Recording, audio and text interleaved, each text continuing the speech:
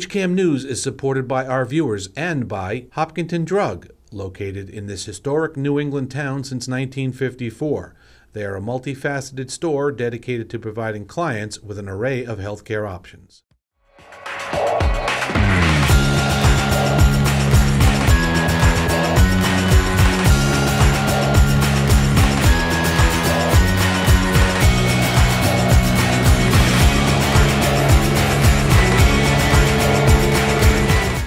Hello, everyone, and welcome into HCAM News.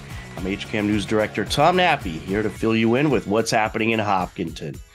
On today's edition of HCAM News, Hiller Hockey takes on Canton at the TD Garden in the Division II State Championship, and the Hopkinton Center for the Arts hosts an exhibit featuring the first woman to ever run the Boston Marathon, Bobby Gibb.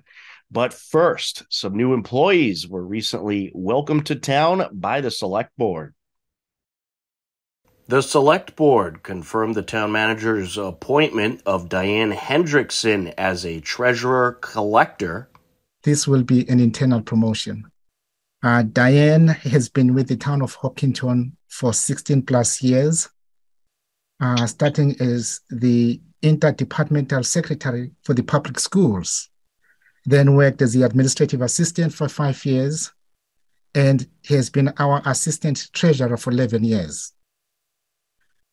She is a certified assistant treasurer, a certified assistant collector, holds a Bachelor of Science Business Administration degree. I guess I just thank you for the opportunity to take the job, and thank you for all the support I have in the finance department. Tim O'Leary, the finance director, and the assessors and the accountants and the 2 administrative assistants and the payroll manager, all are very supportive and will help me do my job. And we work good as a team. So I'm very pleased to take the job and again, to work with a great team. Thank you. The Select Board also confirmed the town manager's appointment of Allison Keeney as circulation and Technical Services Supervisor at the Hopkinton Library. This is another opportunity for us to celebrate. The town has made a commitment to ensuring high quality library services for the community, beginning first with the expansion of the library, secondly, requesting directly that we have expanded hours to allow townspeople to access the library 7 days a week. And as part of that process, working together with the library team, the trustees, and town meeting, we created additional positions. And am pleased to share that the request before you tonight is our first attempt to fill the circulation and technical services supervisor position. Just thank you all very much for the opportunity, and I'm very excited to get started soon and work in your wonderful library. The Hopkinton Center for the Arts recently hosted the Breakaway exhibit. Here's a look. A public reception was recently hosted at the Hopkinton Center for the Arts to welcome a new art gallery display. The display is entitled Breakaway and features the work of 2 formidable female artists, Bobby Gibb and Chelsea Bradway. HCAM's Ashley Simmons was on the scene. This work started in February of COVID, which is, I think, 2021. I just finished the Front Steps projects in Southborough, and I am not very good about sitting still. So I decided that I was going to put a Facebook announcement out there and ask women to come to our studio, which is this time is in Framingham at the Mill of Contemporary Art. And they came. Lots and lots and lots of people came. And it was just pretty amazing. I didn't give them any direction. I would just say, come. And there was very few things. There was like a stool, a chest, a ladder. I'm trying to think. mean, there was a couple odd things around the studio that we used, but for the most part, people brought what they wanted. And the only thing I said to the people was, come as you feel most you. Come as you feel most beautiful, most empowered, most powerful. And they did. So we would just sit and talk for a couple of minutes, and as we were talking, I would snap, and I might be like, turn a little bit more towards the light. But that was really all I did, and they all came. Like, just amazing. And there was some people had groups of people come all together. They called their friends and called their families. Some people just came on their own. There's a lot of them I do know, but there's a lot of them that I don't know, which was very cool. And now I do know them, and I know their story, which is just really, really amazing. So the show debuted during International Women's Month at the Lotvin Family Gallery and celebrates women's empowerment. I took away that I really enjoy photographing women, and I didn't realize. Someone actually said, "Do you just photograph women?" I'm like, I like everyone. But I think my mom was here, and growing up with her in the 70s, she was very empowering.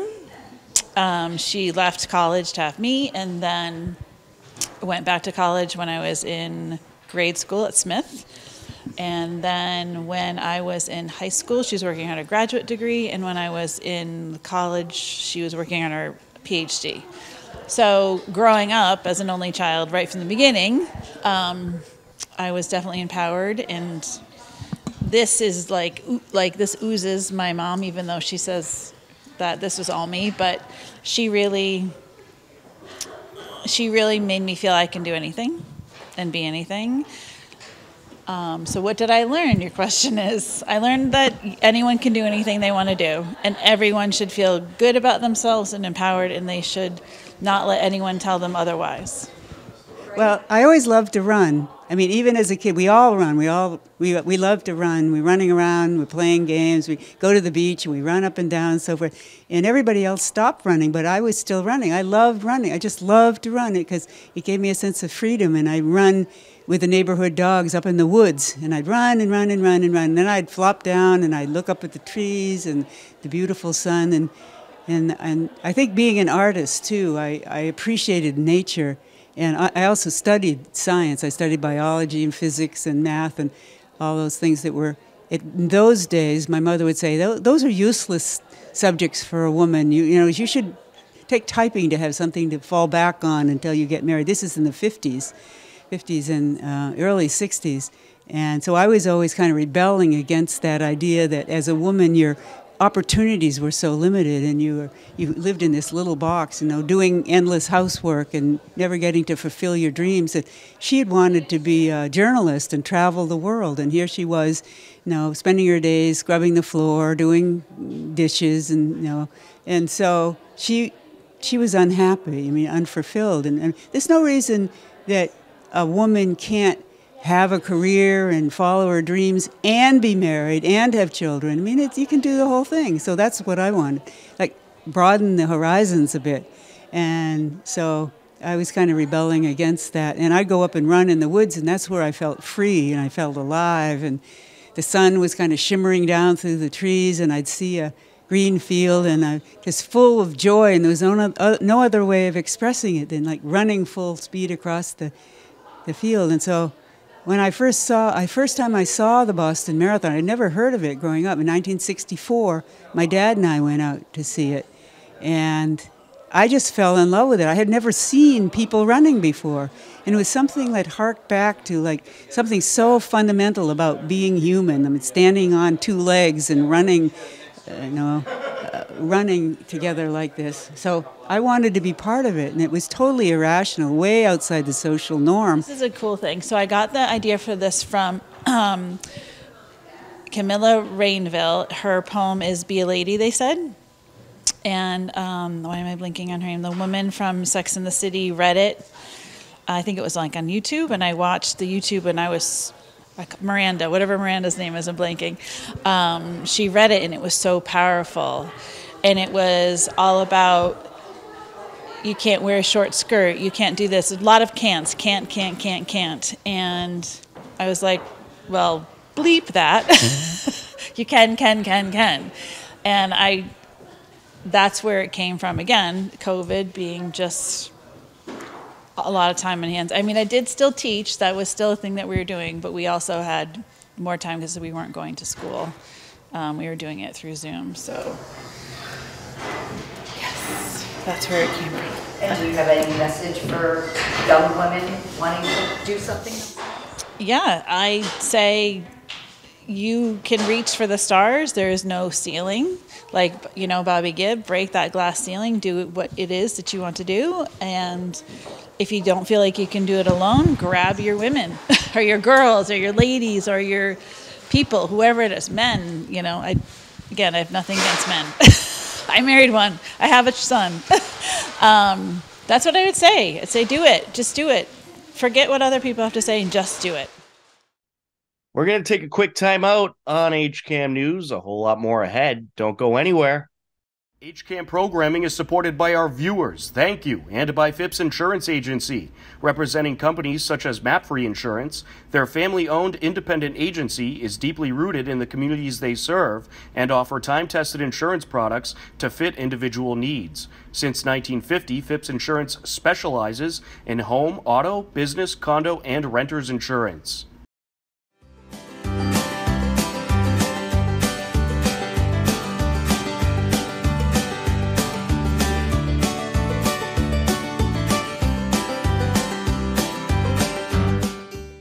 Welcome back to HCAM News. This past Sunday, Hopkinton Hillers Hockey and Canton played at the home of the Boston Bruins, TD Garden, in the Division II State Championship. Here's a look at what happened. The 8th-seeded Hopkinton Hillers boys hockey team and 3rd-seeded Canton Bulldogs met up on Sunday, March 19th at the TD Garden for the Division II State Championship. Here's a look at what happened.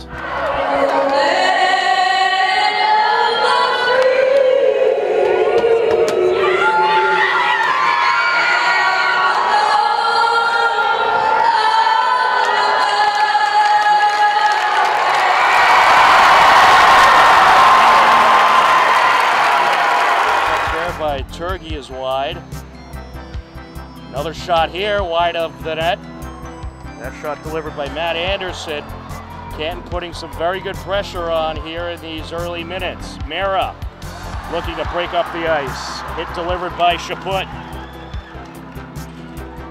Along the near side corner, sent over to Scardino. Pops off the boards, Wynn. Gets it out in front and Mara puts it in! Good start for the Hillers! Pavitt, Mara, who else?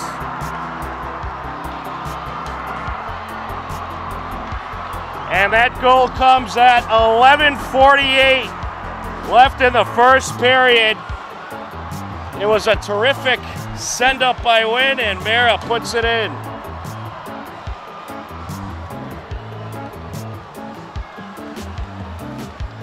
Third goal is wide by Matt Anderson. And a nice hit along the far side delivered by Resnick. Or actually, that was Carrazza. Carrazza is certainly known for his hits, and that'll do it for the first period. After one period of play, it's the Hopkinton Hillers 1, the Canton Bulldogs nothing. The Hillers have the lead, but a lot of pressure by Canton in that first period. The Hillers are certainly going to have to try to get some more pressure of their own, and it was just tremendous the amount of shots that Canton was getting off, but thankfully, we had some absolutely terrific goaltending by Jack Lang to keep it a 1-0 game. We are ready to get things started here in the second period. We are underway. Mara wins the faceoff. Hiller is working left to right across your screen for this second period. Roach, he'll send it to the slot, and it's wide by Blake. To the blue line now. That shot sent out in front. Loose puck turned away by Lang, and then it's going to be a great save by Lang. Unbelievable. And here's the replay. Great goaltending. Snags it up with the glove. Unreal. And here comes Canton. Chaput approaching. And that shot going to be deflected from Torgi. And a close call there as it was sent towards the net by, I believe that was LaBelle. Jammed up along the corner out in front, and it is deflected off the end boards. Along the near side now. Well, the Hillers are doing a little bit better of a job of this period at not letting Canton get so much pressure, at least in the last few minutes. And a lucky fan just caught a nice souvenir as the puck was flipped into the crowd. 4:17 left to go. Look at this tremendous save by Jack Lang. Another one off the face-off in Hiller territory along the far side. Into the corner. Torgi sends it towards the net. It's poked off the side of the net. And now top of the left circle sent wide. And now it is going to be put in. Well, a lot of pressure. You had to figure at some point they're going to break through. Brendan Torgi puts it in. We're knotted up at 1 apiece.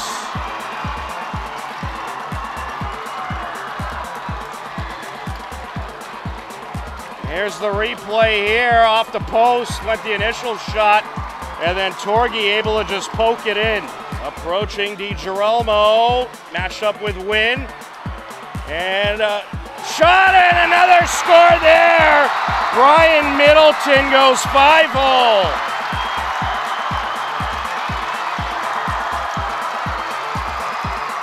Well, the puck deflected just right to Middleton.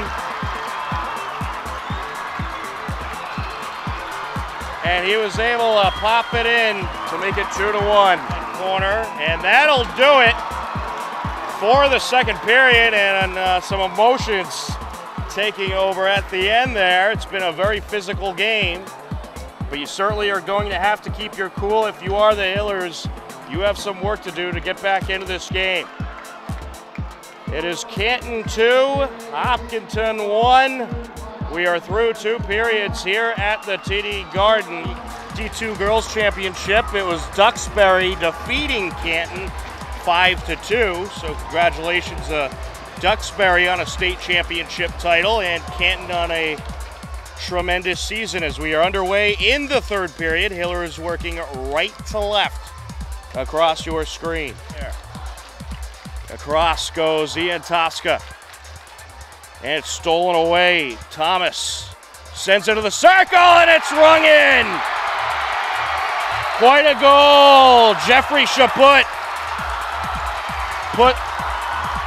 Chaput puts what is likely the finisher in the net.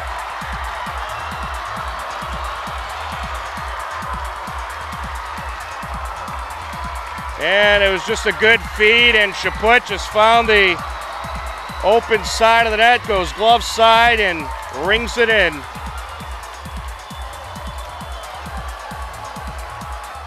Beauty of a setup by Canton. Make it to this level is just an unbelievable accomplishment. And this group of Hillers players was certainly so fun to watch and cover all season long. Looking for the empty netter, they get it. A.J. Thomas with the finisher. And Lang back in net for the Hillers. They know their fate at this point. And they'll play out the clock. Peraza putting the moves on, and that'll do it. The Canton Bulldogs win the Division II state championship. The Canton Bulldogs take the game by a final of 4-1 and capture the Division II state championship. The Hillers finish the season with 20 wins and 5 losses. Canton finishes with the D2 state championship title and a record of 22 wins and 5 losses. Congratulations to head coach Scott Hayes and the Hillers on an incredible run, and congratulations to Canton on their 3rd state title in the last 4 seasons.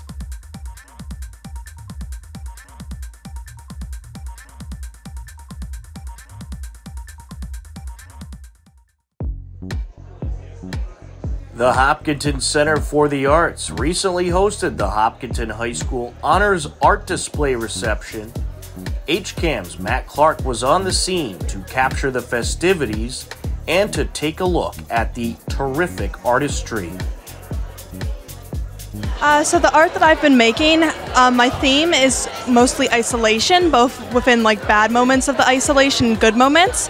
So in this piece, it's called Carry On.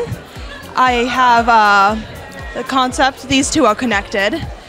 And my concept is that all these things are like connected, like, and he's trying to find comfort in a place where he does not belong, in like through death and through animals. And I connected that with the red in the eyes and the flowers, which are poppies that represent death.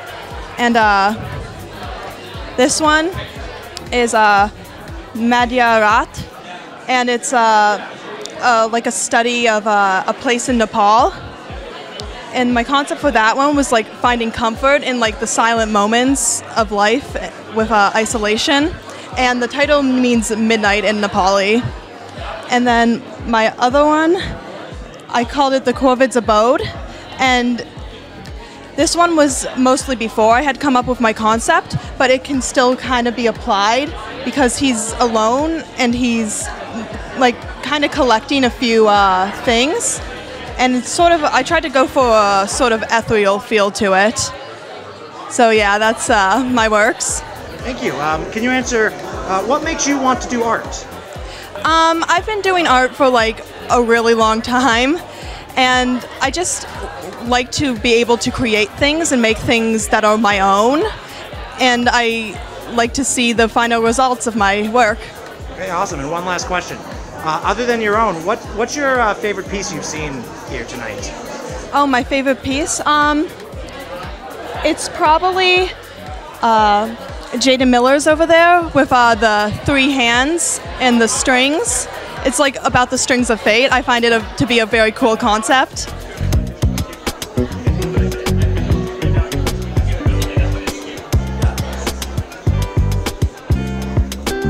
So a lot of my artwork is inspired by mental health and like the recovery process, and a lot of it is kind of based off of me and just like womanhood.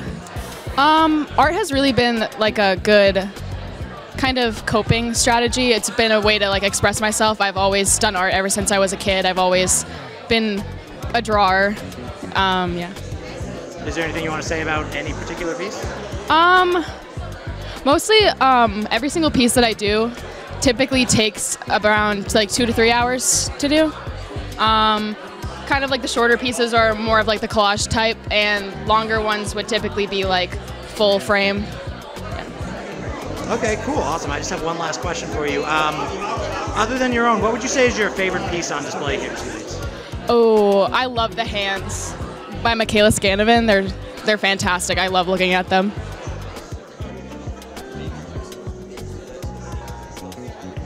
Well, it's all digital photography. The assignment was to create interesting looking photos out of simple shapes made out of purely white paper, and use different lightings to make different effects on them. For my pieces, it kind of started out as like just experimenting with different things that I could do with the paper and taking pictures of it using as many different types of lighting as I could. These were probably some of my favorites. I couldn't obviously pick all of my favorites because most of what I took were my favorites. But I definitely am really happy with how they turned out, with all the shadows and the lighting. With the two at the end being like kind of like opposites at slightly different angles, with the one in the bottom being light more from the side and then the front, and the one on the top being light from the back shining through, kind of creating like a tunnel feel. I've had someone compare it to like the Sydney Opera House, and I really like that comment. The one down here, I mainly picked it because it kind of looks like a drawing, but it's actually a digital photo. And I just really like how the shadows like fade into each other and like the contrast of the bends, almost ribbon-like. Yeah, that's really cool. Honestly, I couldn't tell at first what medium this was, but this is all really cool. So, Lunar, what makes you want to do art? I've always been like really creative whether it was like coming up with different design ideas or like trying to fix like minor inconvenience problems. And art is just 90% creativity and only like 10% actually building up the skill over time with practice, making the art, and just a lot of experimenting, and there really is no wrong way to do it. And as someone who kind of struggled in academics for the majority of my life, that was kind of like a freeing thing to just be able to do it without there being like a wrong way to do it. Awesome. And one last question. Other than your own, what's your favorite piece then? It's time to tell you about some happenings in town you should know about. This coming Saturday, March 25th at 10 a.m., the Friends of Hopkinton present the Family Fling event, which will feature entertainment activities and foods. That's this Saturday, March 25th at the Hopkinton Town Common from 10 a.m. to 2 p.m. The Hopkinton Middle School Drama Club presents Charlotte's Web. There will be performances starting on Friday, March 24th at 5 p.m. and also a performance Saturday, March 25th at 5 p.m. And both of those will take place in the Hopkinton Middle School Auditorium. That's the HMS Drama Club Charlotte's Web. Our picture of the week, Hopkinton Hillers boys hockey took on Canton at the TD Garden in Boston for the Division II state championship. You could view a photo collection at our Scene in Hopkinton. Photos taken by HCAM's John Ritz, a terrific collection over at sceneinhopkinton.org. Upcoming town government meetings in town include on Tuesday, March 28th at 6 p.m. The Select Board meeting will be live on HCAM TV. Also on Tuesday, March 28th at 6 p.m., we'll have the ESBC meeting live on our HCAM Ed channels. For more information about upcoming town government meetings airing on HCAM, head over to hcam.tv/gov. And for more information about town meetings, you can head over to the town's website at hopkintonma.gov. Believe it or not, we are out of time for this edition of HCAM News, but don't worry, next Wednesday at 6:30 p.m., we'll be back. For everyone here at HCAM, I'm Tom Nappy. As always, we thank you for watching. Take care, be well, enjoy the rest of your day, and we'll talk to you again soon. Goodbye, everybody.